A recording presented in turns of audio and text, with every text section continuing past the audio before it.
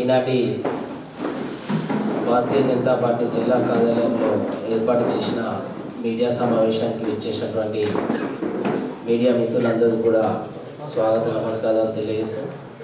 ఈరోజు మన మధ్యలో ఉన్నవారు హిందూ పార్లమెంట్ సభ్యులు శ్రీ ధర్మపురి అరవింద్ గారు, వారి పక్కన నిజామాబాద్ అర్బన్ నియోజకవర్గ శాసనసభ్యులు పెద్దలు శ్రీ ధర్పాల్ సోమయ్య గుప్తా గారు, ఇటుపక్క కార్యదర్శి పెద్దలు శ్రీ పల్లె గంగారెడ్డి గారు, అదేవిధంగా పెద్దలు శ్రీ కులాచార్ దినేష్ గారు, జిల్లా ఉపాధ్యక్షునిధి భూసాపూర్ శంకర్ గారు, నా పేరు న్యాలం రాజు, ఈ పక్కన సుక్కమధు గారు కార్పొరేటర్ మండల పార్టీ అధ్యక్షులు, అదేవిధంగా టీపీ రెడ్డి, అదేవిధంగా మున్సిపల్ కార్పొరేషన్ ఫ్లోర్ లీడర్ శ్రీమతి సవంతి రెడ్డి గారు,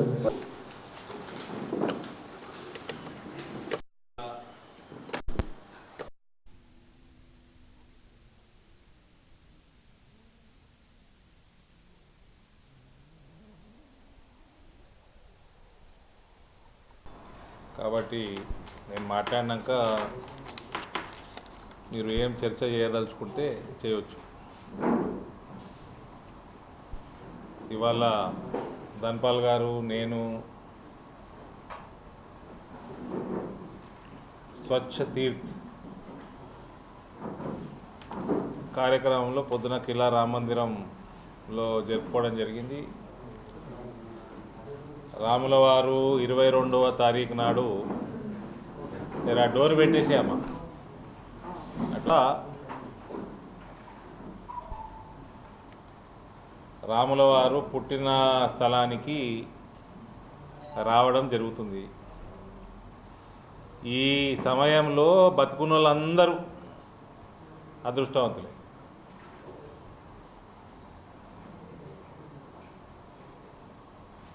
రామ జన్మభూమి పునర్వైభవం చూస్తున్నాము. రాముడు 500 సంవత్సరాల తర్వాత వాపస్ అయోధ్యకు వస్తున్నాడు.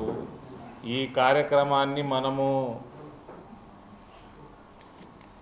డైరెక్ట్గానో through channels, through TV screens ఇండైరెక్ట్గానో చూడడం, ఇది అందరం ఇప్పుడు ప్రపంచంలో బతుకున్నోడు ప్రతి ఒక్కడు కులం, మతం, దేశం అతీతంగా అందరూ అదృష్టవంతులే. కాబట్టి యావత్ ప్రపంచానికి శుభాకాంక్షలు.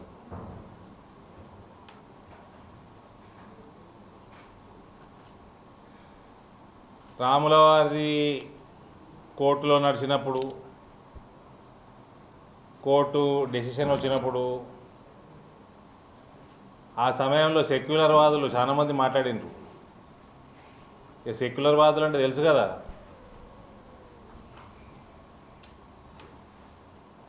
పార్టీల పేరు తీసుకోను అంతే.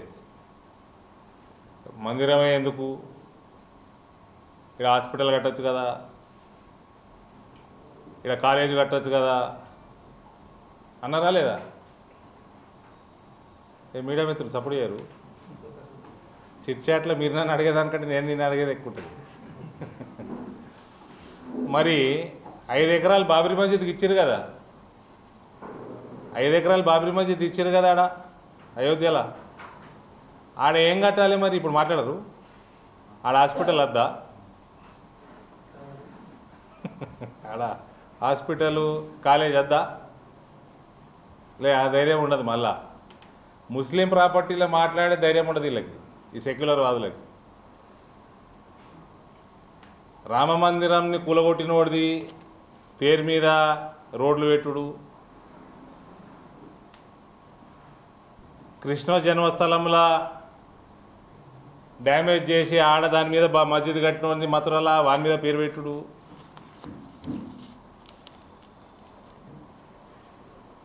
అసలు ఈ మస్జిద్ ఆడ ఏదైతే ఉండనో బాబ్రీ మస్జిద్ అసలు దాని పేరే బాబ్రీ మస్జిద్ కాదు. 1947 వరకు మస్జిదే జనం స్థానం అందరు. దానికి ఏదో ఈ మొగులు ఎలగబెట్టినట్టు, బాబర్ ఎలగబెట్టినట్టు దానికి బాబ్రీ మస్జిద్ అని పేరు పెట్టింది కాంగ్రెస్ పార్టీ వాళ్ళు. 1947-48 దాకా దాని అసలు బాబ్రీ మస్జిద్ పేరే లేకుండే. అంటే ఇలా రాజకీయం చూసిర్రా? ఎప్పటి నుంచి రామ జన్మభూమిని కోల్డ్ స్టోరేజ్లో పెడదామని ఇలా ప్రయత్నం నడుస్తున్నదో. టిల్ 1947-48 ప్రాంతం వరకు, ఆ టైం వరకు అసలు బాబ్రీ మస్జిద్ పేరే కాదు. అసలు వీడు బాబరోడు ఆఫ్ఘనిస్తాన్లో ఏదో చిన్న, అసలు ఈ చెంగేజ్ ఖాన్కి కొడుకు బిడ్డే కొడుకు వీడు. ఏ కొడుకుకి ఎందరు పిల్లలు ఉన్నారో తెలియదు, ఏ కొడుకుకి ఎందరు పిల్లలు ఉన్నారో తెలియదు, ఏ పిల్లలకి ఎందరు మొగులు ఉన్నారో తెలియదు మనకి. కానీ కొడుకు బిడ్డే కొడుకు. వీడొక గూండాగిరి చేసుకుంటా ఆఫ్ఘనిస్తాన్లో ఉన్నోటోని ఇబ్రాహీం లోదీని ఓడగొట్టడానికి వాని చుట్టం అని పేరు దౌలత్ ఖాన్ లోడి ఏదో ఉండే, పంజాబ్ ప్రాంతం గవర్నర్ లెక్క ఉండే ఇబ్రాహీం లోడి చుట్టం. వాళ్ళిద్దరికి పడక వీడిని ఓడగొడతానికి వాడు పిలిపించుకున్నాడు. అప్పుడు పానిపత్ యుద్ధమైంది. అందులో ఇబ్రాహీం లోడిని ఓడించి, అచ్చా ఆయన ఓడిస్తే అగ్రిమెంట్ ఏంది, దౌలత్ ఖాన్ లోడిని ఢిల్లీకి రాజుని చేయాలి. ఈడు ఓడించి ఈడే ఎక్కిండు, ఈడే గద్దెనెక్కిండు. కేసీఆర్ దళితుల పేరు మీద ఓటు సంపాదించుకొని దళితుడిని ముఖ్యమంత్రి చేస్తాను ఆయన్నే ఎక్కిండు. చూసారా?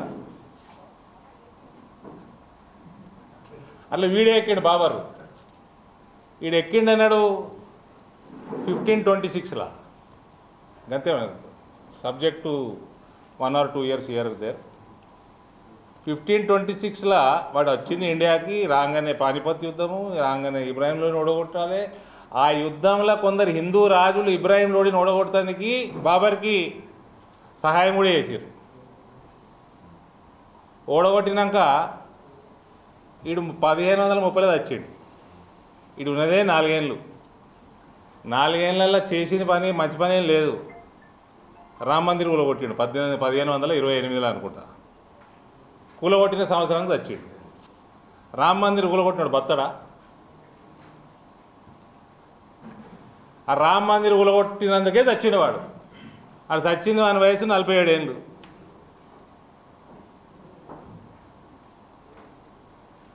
నలభైలో చచ్చిండు, 30లో చచ్చిండు. కొడుకు హుమాయూను గద్దెనెక్కిండు. వాడు 40లో ఎన్నో వారిపోయిండు. 1540లో హుమాయూన్ వారిపోయిండు ఎడుకో. ఆయన భార్య కడుపుతోటి ఉన్నది.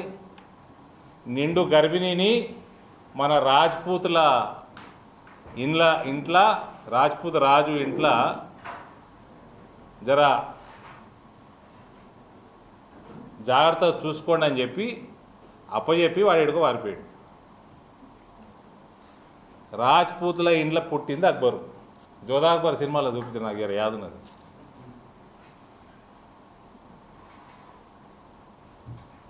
పారిపోయినోడేదో 14 ఏళ్ళకు 30లో పారిపోయినోడు 44 45లో వాపసు వస్తే వాడు వాపసు వచ్చిండో చచ్చిండో. అప్పుడు అక్బర్ రాజు అయ్యిండు 14-15 ఏళ్ళకి. ఆ అక్బర్ 14-15 ఏళ్ళు హిందువుల ఇళ్ళల్లో పెరిగిండు కాబట్టి ఇంతో అంతో మొగులల్లో ఏదన్నా పేరున్నది, ఇంతో అంతో మంచి చేసిండు. ఏం మంచి చేసి నేనైతే నమ్మగాని, అంటే వాడు హిందువులల్లో ఇండ్ల పెరిగిండు కాబట్టే వానికి మంచి గుణాలు ఏమన్నా వచ్చి ఉంటాయి. గీసుంటి దరిద్రపు మళ్ళా హిందువులు చూడండి, ఇబ్రాహీం లోడీని సంపనీకే బాబర్ గానికి హెల్ప్ చేసింది హిందూ రాజులు. సైన్యం ఇచ్చిర్రో ఇంకేమి ఇచ్చిర్రో ఏందో ఇస్తే వాడేం చేసిండు, మన రామ మందిరాన్ని కూలగొట్టిండు.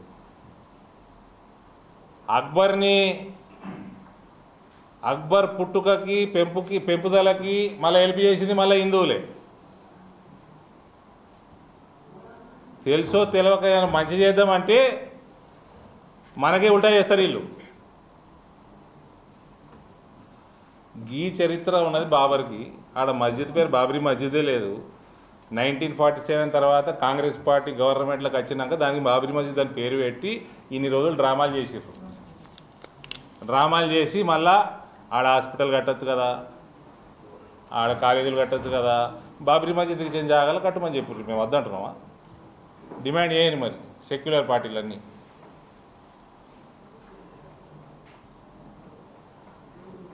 హిందువులు ఎప్పుడైనా ఆ చరిత్రలో కూడా 500 ఏళ్ళ కింద చరిత్రలో కూడా మంచి చేద్దామని పోతే ఉల్టానే అవుతున్నది హిందువులకి. హిందువుల ఐక్యత అందుకనే చాలా ఇంపార్టెంట్. అందరు ఐక్యంగా ఉండి ఆలోచించాల్సిన సమయం అందుకనే చాలా ఇంపార్టెంట్. ఇది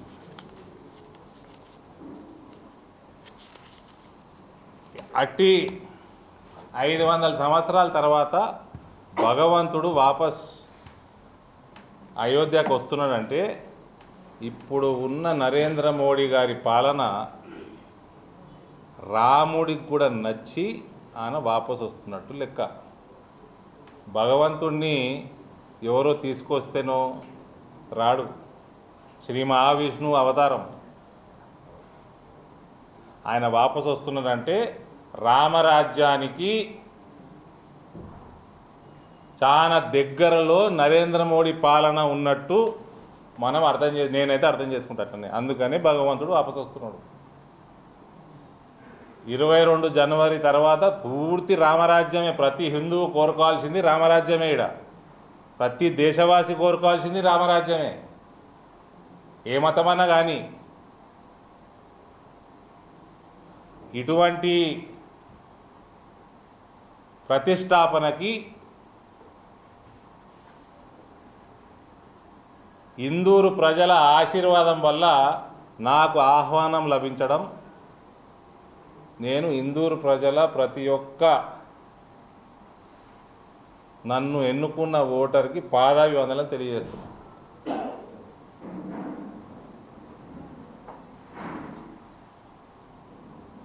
ఆహ్వానం వచ్చింది.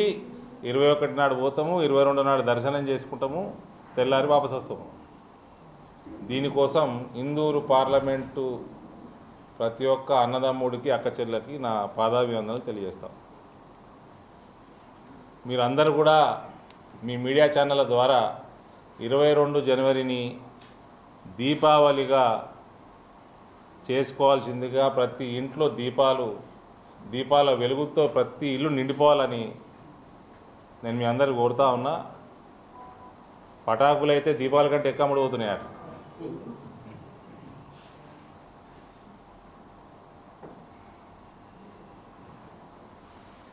మందిరాలలో మా భారతీయ జనతా పార్టీ శ్రేణులు ప్రధానమంత్రి గారు పిలుపునిచ్చినట్టు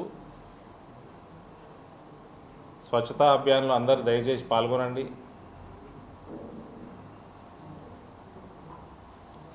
రామరాజ్య స్థాపనకి నేటి నుంచే మనం మిగిలిన జీవితం అంకితం చేసుకుంటాం. మీడియా ఛానళ్ళు కూడా దయచేసి 22ని ఒక పండుగ వాతావరణంగా మీరు ఉగాదికి, దీపావళికి, దసరాకి చూపించేదాని కంటే ఎక్కువ చూపించాల్సిందిగా కోరుతా ఉన్నాం. అన్ని మందిరాలు ఎక్కడెక్కడ వైభవంగా పూజలు, సర్వీస్ ప్రోగ్రామ్స్ జరుగుతూ ఉన్నాయో దయచేసి అందరూ కూడా కవర్ చేయాల్సిందిగా కోరుతా ఉన్నాం.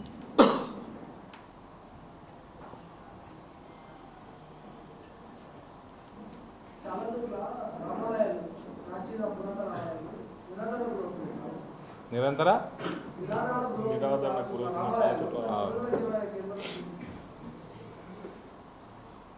సెక్యులర్ పార్టీల చేతిలో ఎండోమెంట్స్ ఉన్నది కాబట్టి అట్లున్నాయి. అందుకనే మేము ఇప్పటివరకు చెప్పింది, హిందువులు ఒక్కటిగా ఆలోచన చేయాల్సిన సమయం వచ్చింది.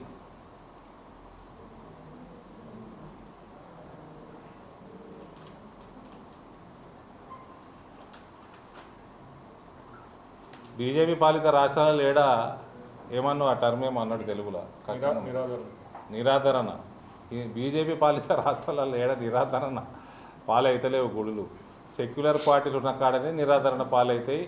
గుడిలలో వచ్చిన డబ్బు నాన్ హిందూస్ కూడా పోతుంది.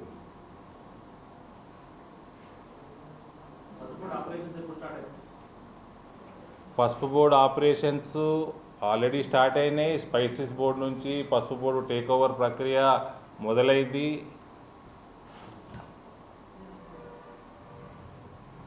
ఈ ఎక్స్పోర్ట్స్ మీద దృష్టి సారించడం కూడా మొదలైపోయింది.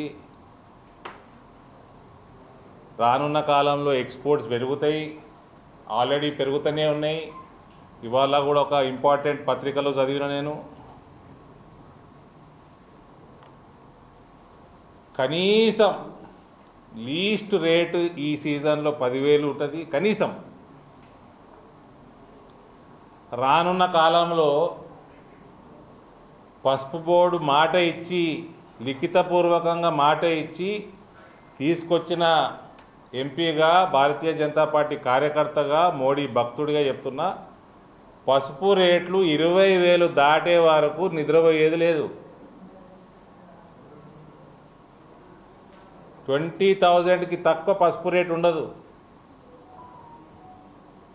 దానికి కూడా 2-3 సంవత్సరాల కంటే ఎక్కువ వ్యవధి అవసరం లేదు మాకు.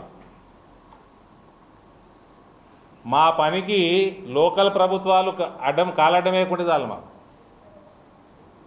కోఆపరేట్ చేస్తే చేయండి, లేదా గమ్మన కూర్చోండి, రాజకీయాలు చేయకండి. మీ పార్టీలు దశాబ్దాలు ఉన్నాయి ఈడ. మీ పార్టీలో ఎంపీలు చాలా మంది ఉన్నారు ఈడ. ఇతర పార్టీలు ఎంపీలు ఉన్నారు, ఎవరు పట్టించుకోలే.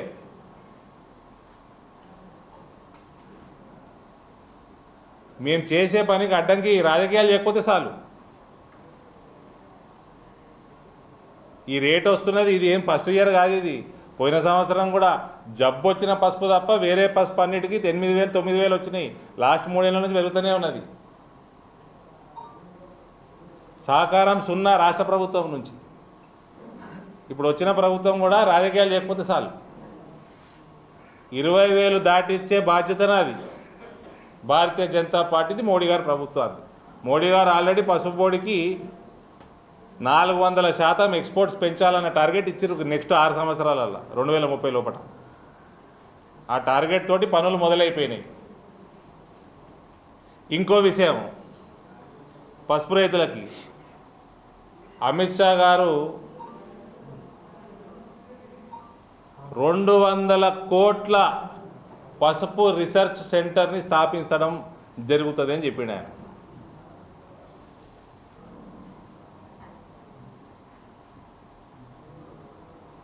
పసుపుకి కేవలం పసుపు రైతులకి రానున్న కాలం బంగారు భవిష్యత్తు. రాజకీయాలకి మీరు బలి కాకండి చాలు. ఏ పార్టీవాడు మీకు హెల్ప్ చేయలే, ఏ ఎంపీ గట్టిగా బలంగా మీ పట్ల నిలబడలే.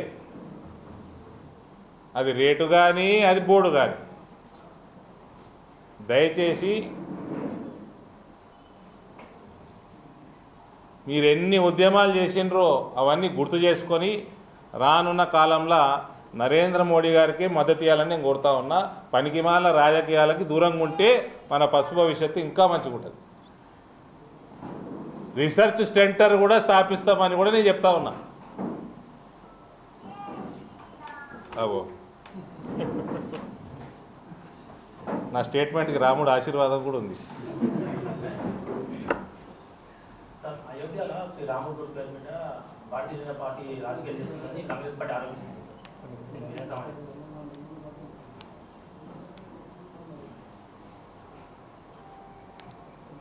కాంగ్రెస్ పార్టీ 1947 నుంచి రాజకీయాలు నేను చెప్తే కదా ఇప్పుడు బాబ్రీ మస్జిద్కి పేరోడు పెట్టిండు బాబ్రీ మస్జిద్ అని. అసలు మస్జిదే జనం స్థాన్ దాని పేరు. దాని పేరు ఎట్లా ఎవరు పెట్టిండ్రు?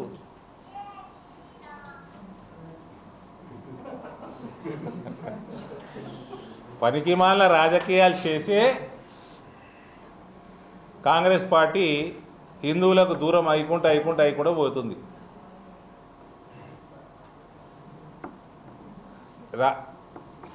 2014 దాకా గాలే కదనే పవర్ ఉన్నది. ఒక వాజ్పేయి గారిది 5-6 ఏళ్ళు తీసేస్తే అంతకుముందున్న నేషనల్ ఫ్రంట్ గవర్నమెంట్ కూడా వీళ్ళ సపోర్ట్ తోటే ఉన్నది కదా. మొత్తం 2014 అంటే 64-67 సంవత్సరాలు, అలా 6 తీసి 61 సంవత్సరాలు మోస్ట్లీ డైరెక్ట్గా వాళ్ళే గవర్నమెంట్ ఉన్నారు కదా. రామ మందిర్ కడతా అంటే ఎవరన్నా వద్దన్నారా? ఇద్దరు 2 పార్టీలను కూర్చోబెట్టి సెటిల్మెంట్ చేస్తా అంటే ఎవరన్నా వద్దంటారా? దాన్ని జటిలం చేసిందే వీళ్ళు. ఈ సమస్యని జటిలం చేసిందే వీళ్ళు.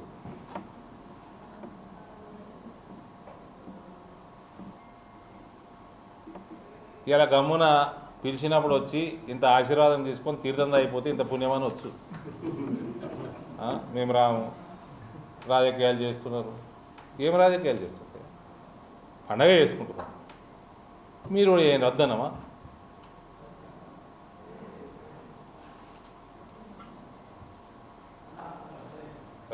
ఇప్పుడు ఆయన పేరేంది, రాహుల్ గాంధీ జై శ్రీరామ్ అంటే వద్దంటమా? సోనియా గాంధీ గారు జై శ్రీరామ్ అంటే వద్దంటమా? వాళ్ళు ఆహ్వానిస్తే వస్తే వద్దంటమా?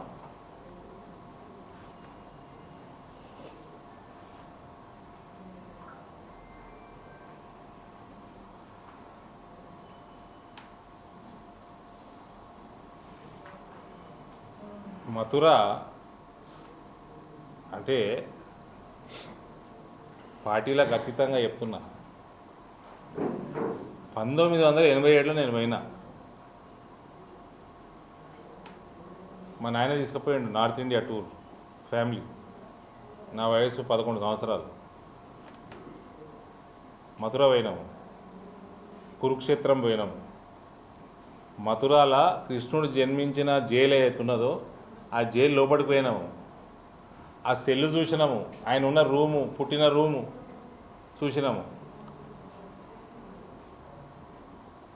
అప్పుడు గైడు కొద్ది గొప్ప యాదున్నది నాకు. లోపల మొత్తం తిప్పిర్రు, చెప్పిండు నది ఎంత దూరంలో ఉన్నది, ఏడుకెళ్ళి వసుదేవుడు వచ్చిండు, ఏంది కథ అన్నీ చెప్పినాం, విన్నాము, వచ్చినాము. ఎంపీగా నేను 3 ఏళ్ల కింద 2021లో వింటర్ సెషన్ సమయంలో ఒకరోజు సండే నాడు మథుర పోయినా, బృందావన్ పోయినా, బాకే విహారీ దర్శనం చేసుకున్నా, ఈడు కూడా పోయినా. కృష్ణ జన్మస్థానం పోతే చిన్నప్పుడు గమనించలే, తర్వాత విన్నాము, టీవీ స్టోరీలలో చూసినాము, న్యూస్లలో చూసినాము, పేపర్లలో చూసినాము, మస్జిద్ ఎంత పెద్ద గట్టిది దాని మీద అంతా. కానీ జైళ్ళకు పోనిస్తలేరు. ఇప్పుడు కృష్ణ జన్మస్థానంలకి లోపలికి పోనిస్తలేరు, జస్ట్ ఎంట్రన్స్ కార్డ్ని ఆపేస్తున్నారు. పూరా మొత్తం జెడ్ కేటగిరీ సెక్యూరిటీ కవర్ కింద ఉన్నది అది. ఫోన్లు నాట్ అలౌడ్, థరో చెక్కింగ్. కానీ దాని మీద కృష్ణ జన్మస్థానం జైలు కింద ఉన్నది, మీద హ్యూజ్ మస్జిద్ ఉన్నది. దానికి ఏ ఆర్కియాలజీ అవసరం లేదు, ఏ తవ్వకాలు అవసరం లేదు. రామ మందిరం అన్న తవ్వితే కింద పిల్లర్లు వెళ్ళినాయి, ఆడ గుడి ఉండే అన్ని సాక్ష్యాలు వెళ్ళినాయి. ఇక్కడ తవ్వుడే అవసరం, డైరెక్ట్ ఉన్నది ముందరనే. అంత పెద్ద మస్జిద్ ఉన్నది. మన సెక్యులర్ దేశం ఎంత గొప్ప దేశమో చూడండి. సెక్యులర్ పార్టీలు చేసిన పని, శ్రీకృష్ణుడు పుట్టంగానే జైల్లోకి వెళ్ళి బయటపడ్డాడు. ఇవాళ జైలు వేసారు శ్రీకృష్ణుడిని, అలా కొనిస్తలేరు మనం. కానీ పైన 1000 మంది వచ్చి ముస్లింలు మస్జిద్ నమాజులు చేసుకుంటున్నారు. అది చూస్తే ప్రత్యక్షంగా మీరు పోయి ఎవరైనా హిందూ సోదరుడు చూస్తే నెత్తి మీద 500 కిలోల బరువు పెట్టిన ఫీలింగ్ వస్తుందండి.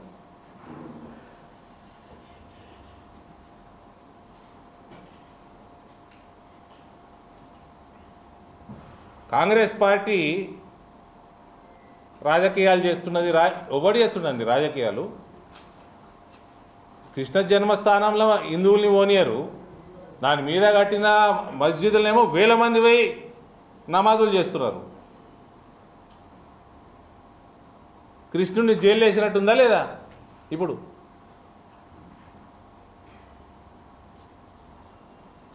మళ్ళా అది గులగొట్టినోడు, ఈ పని చేసినోడు ఔరంగజేబు, వాని పేరు మీద మొన్నటిదాకా ఢిల్లీలో, సెంట్రల్ ఢిల్లీలో రోడ్డు, అది మొన్న వీక్ పడేసి అబ్దుల్ కలాం రోడ్డు చేసేది. దాన్ని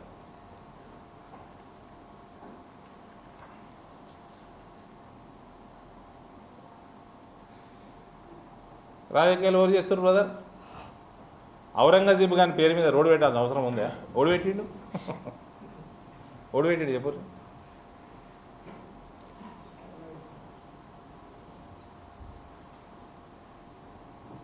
ఆ అక్బర్కి ఇంత అంత ఉందిగా, రాజ్పుతులు హిందువుల ఇండ్ల పుట్టి పెరిగిండు కాబట్టి జర లక్షణాలు వచ్చినాయి మంచిది.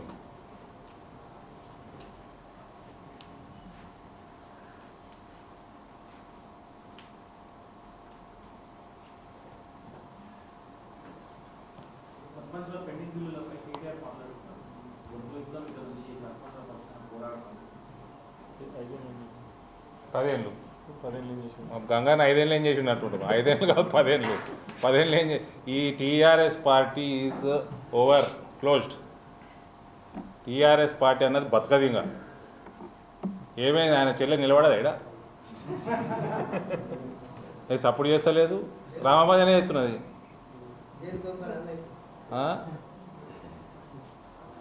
రామరాజ్యం పూర్తి స్థాయిలో 22కి స్టార్ట్ అవుతుంది.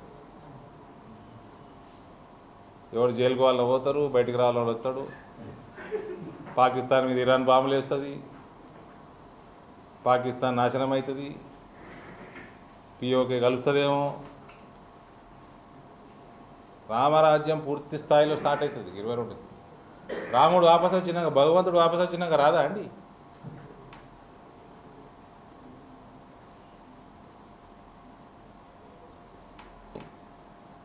సర్పంచులు రియాక్ట్ కావాలి దీని మీద. 10 సంవత్సరాలు సర్పంచులని నిండా ముంచి 20 మంది సర్పంచులు ఆత్మహత్య చేసుకున్నారు, 100 మంది అప్పుల పాలైనరు. అప్పుడు ఏం చేసిండు మరి కేటీఆర్?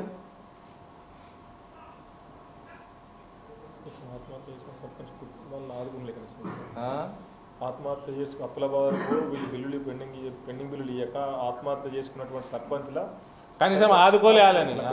అది గంగారెడ్డి గారు కరెక్ట్ లీగల్ పాయింట్స్ మాట్లాడుతారు. కనీసం ఆదుకున్న పాపాన వేయండి కేటీఆర్. ఆత్మహత్యలు చేసుకున్న సర్పంచ్లే.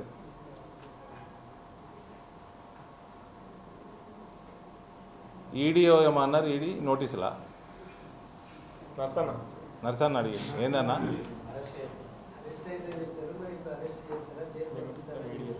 మేడం ఈడీ ఆఫీస్కి పోతే నీ ప్రశ్నకి జవాబు వచ్చేస్తుంది.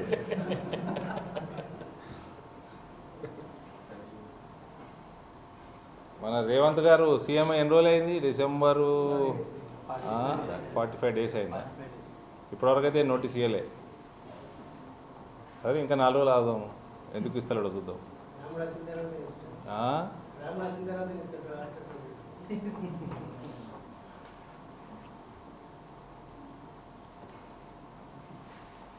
మా నోటీసుల ప్రక్రియ అయితే స్టార్ట్ అయింది కదా, ఆయన నడుస్తూనే ఉంది కదా, ఎప్పుడు ఆగలే. కోర్టు కోసం 2 నెలలు ఆపిండ్రు. ఇప్పుడు ఆ కోర్టు కూడా డెసిషన్ చెప్పకుంటే నోటీసులు మొదలైనాయి మళ్ళా.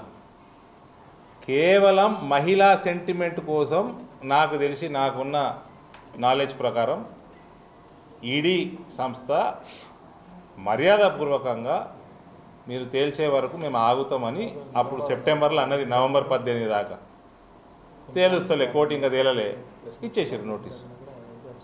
కేజ్రీవాల్కి 5వ నోటీస్ ఇచ్చారట. ఇవాళ 4 సార్లు పోలే, ఇవాళ 5వ నోటీసు రేపు రమ్మని.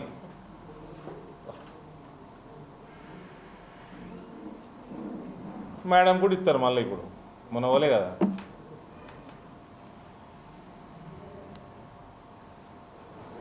మున్సిపల్ కార్పొరేషన్లు అధికారులను బెదిరిస్తున్నారంటూ ఆరోపణలు వస్తున్నాయి. షాడో ఎమ్మెల్యే సంబంధించిన పిఏ అంటూ ఆరోపణలు. మా ధన్పాల్ భాయ్ ఆన్సర్ కూడా ఏనవసరం లేదు నాకు, నేనే ఇస్తాను మొదలు. నయా పైసా కరప్షన్ ఉండదు ఇందూరు పట్టణంలో. ఇందూరు పట్టణంలో ఆర్మూర్ నియోజకవర్గంలో నయా పైసా కరప్షన్ ఉండదండి. అంటే మిగతా ప్రాంతాలు మిగతా ప్రాంతాలు నేను కమిట్మెంట్ ఇవ్వలేను వాళ్ళ గురించి. దుష్టుల గురించి నేను ఎట్లా కమిట్మెంట్ ఇస్తా వేరే పార్టీ వాళ్ళ గురించి. పడుకుంటూ మళ్ళీ చేసిన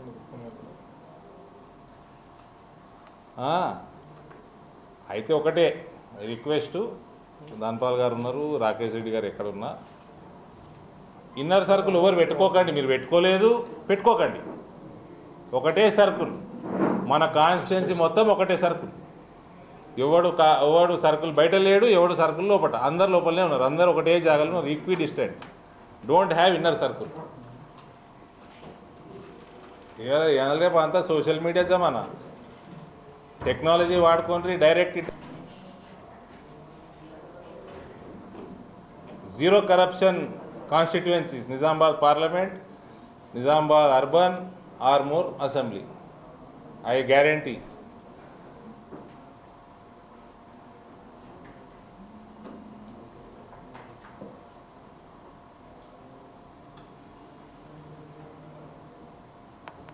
ఎంపీ ఎలక్షన్లో తెలంగాణలో ఎన్ని సీట్లు వస్తుంది బీజేపీ? 70 మోడీకే ఎత్తామంటారు.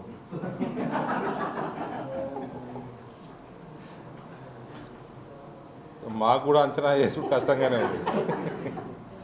టీఆర్ఎస్ వాడు మోడీకి ఎత్తామంటుండు, కాంగ్రెస్ వాడు మోడీకి ఎత్తామంటాడు. హైదరాబాద్ సీట్ కూడా వస్తుంది.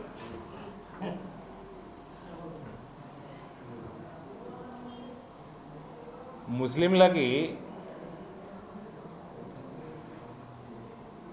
మా నాయకుడు సబ్కా సాత్, సబ్కా వికాస్, సబ్కా విశ్వాస్, సబ్కా ప్రయాస్ అని మాకు చాలా హితబోధ చేసి మమ్మల్ని పంపి, మేము పదే పదే పదే పదే మీకు ఎన్నిళ్ళు కట్టించారు దేశంలో నరేంద్ర మోడీ ఆవాస్ యోజన కింద, ఆయుష్మాన్ భారత్ కింద మీ ఎందరు కోట్ల ముస్లిం కుటుంబాలకి లాభం జరుగుతుందని చెప్తున్నాం. చెప్పినాక కూడా ఓట్లు వేస్తలేరు. ఇది మంచి పద్ధతి కాదు. ఎవడో వస్తాడు పనికిమాలినోడు, యూజ్లెస్ ఫెలో, ఇంత గడ్డం పెంచుకుంటాడు అని ముల్లా అంటారా, వాడిని ఏమంటారు, ఏదో వస్తారు. లాస్ట్ 3 రోజుల ముందర వచ్చి మస్జిద్లలో ఏదో చేస్తారు, అందరిని నాశనం చేసిపోతాడు. మీకోసం పనిచేసేటోడికి వేయకపోతే నమక్ ఖరాబ్ అవుతుంది. అది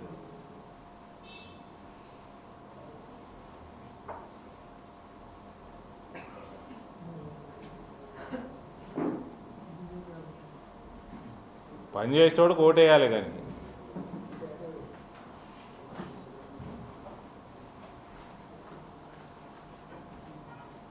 బీజేపీ గెలుస్తుంది, ఎవడు తీసాడు వీడియో ధన్పాల్ భాయ్ ఎలక్షన్లో, బీజేపీ గెలుస్తుంది. షబీర్ అలీ 3వ స్థానానికి పోతున్నట. షబీర్ అలీ 3వ స్థానానికి పోతున్న, ఓటు వేస్ట్ చేసుకోకుర్రి అని. అరే బీజేపీని ఓడగొట్టుడు ఏం అజెండా రా భయ్? మీకు ఏం అజెండా అండి? బీజేపీని ఓడగొట్టే అజెండా అయింది. పనోడు చేస్తుండా వాళ్ళు కోటేయండి.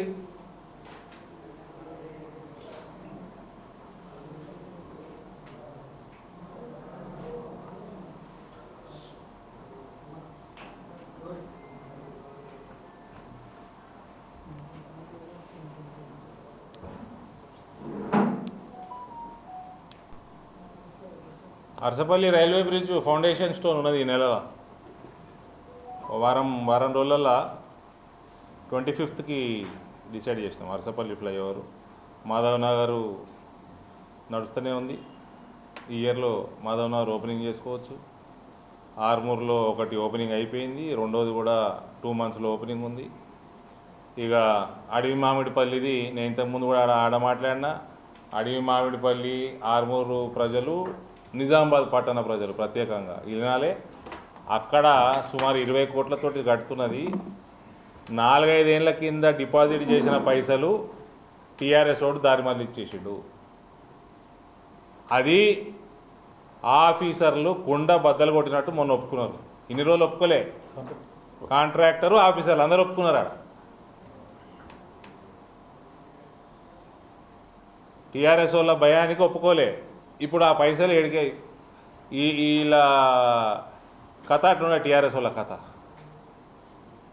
ఇప్పుడు ఈ 20 करोड़ कहाँ से लाना? उधर से ఢిల్లీ వాళ్ళు అయితే ఇచ్చేసారు. 4 ఏళ్ళ కింద డిపాజిట్ చేసారు. ఇక ఆ ప్రక్రియ అప్పటిదాకా ఆగుదామా? వసూలు చేయగలుగుతుందా? ఈ సర్పంచుల కోసం కొట్లాడేటోడు జవాబు చెప్పాలి. దానికి ఈ కేటీఆర్ చెప్పాలి జవాబు.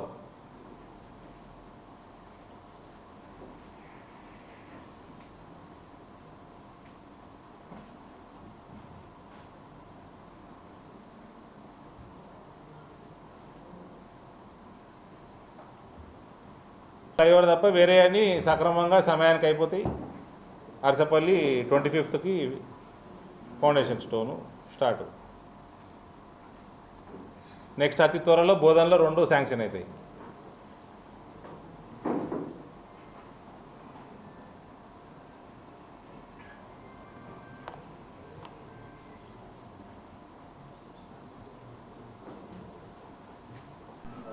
డిస్కషన్లా 92లో బాబరీ మస్జిద్ కూలిపోయింది. 30 సంవత్సరాల 31 years 32nd year మందిరం ఓపెనింగ్ అవుతున్నది. 35 సంవత్సరాల పసుపు రైతుల కొట్లాట పూర్తయింది. మాధవ్ నగర్ ఫ్లైఓవర్ 30 సంవత్సరాల కొట్లాట, అది కూడా డిమాండ్, అది పూర్తవుతున్నది. సో ఉదర్ మోడీ ఇదర్ ఏడి అంటారు.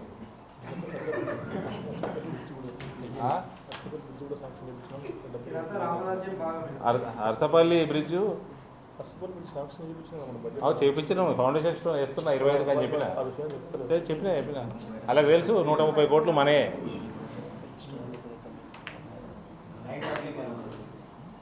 లైన్ డబ్లింగ్ శాంక్షన్ అయింది కదండి.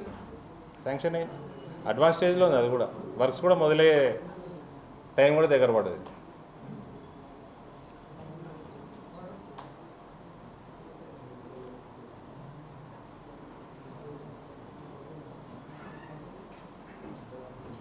Okay, any more questions? Ready.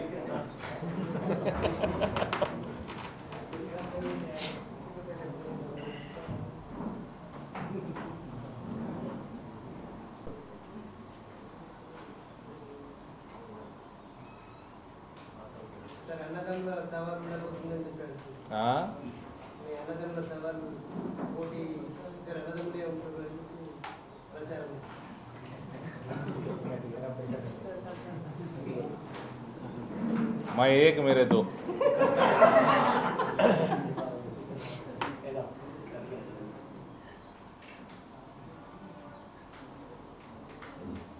అడగండి. వాళ్ళు ఇప్పుడు 6 ఏళ్ళ నుంచి ఏడన్నా దొరుకుతుందా అని చూస్తారు. 6 ఏళ్ళ నుంచి దొరకదు, ఇప్పుడేం దొరుకుతుంది.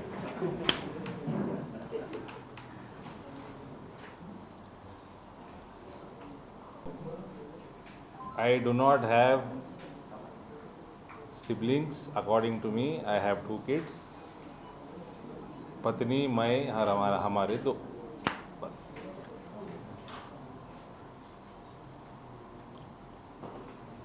నాగారాం స్టేడియం డెవలప్మెంట్ కోసము నేను 3 సంవత్సరాల నుంచి కేంద్రం నుంచి ఫండ్ దేనికి సిద్ధంగా ఉన్న. రాష్ట్ర ప్రభుత్వం నుంచి ప్రపోజల్ పోతలేదు. నేను ఇంతకుముందు ఉన్న కలెక్టర్ దగ్గరికి నేను 3 సార్లు రిప్రజెంటేషన్ తీసుకొని పోయినా. there is no initiation, there is no fund.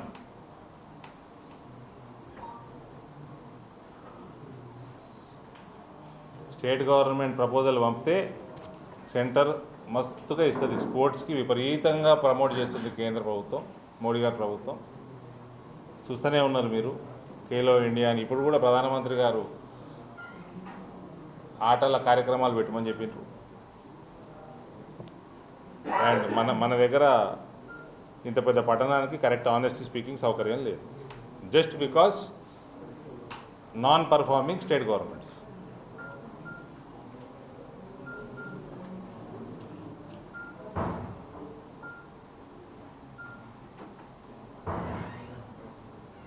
Chalo, thank you.